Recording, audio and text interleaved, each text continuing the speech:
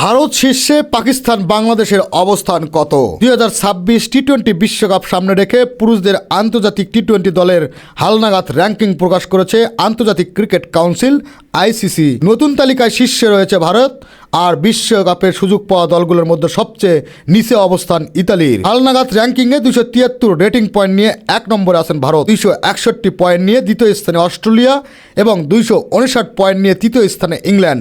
4 ও 5 নম্বরে রয়েছে যথাক্রমে নিউজিল্যান্ড 251, দক্ষিণ আফ্রিকা 241। অস্ট্রেলিয়ার বিপক্ষে সাম্প্রতিক সিরিজে 3-0 ব্যবধানে জয়ের পর এক ধাপ এগিয়েছে পাকিস্তান।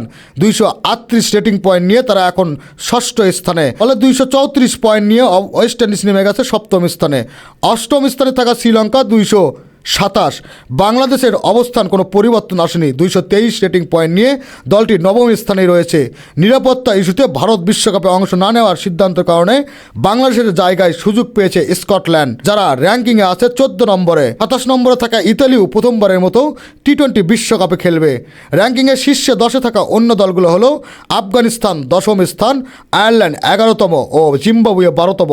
এছাড়া নেদারল্যান্ডস, নামিবিয়া, নেপাল, সংযুক্ত আরব আমিরাত, যুক্তরাষ্ট্র, কানাডা ও ওমানও বিশ্বকাপে অংশ নেবে। খেলাধুলার আপডেট নিউজ পেতে চ্যানেলটি সাবস্ক্রাইব করে পাশেই থাকবে।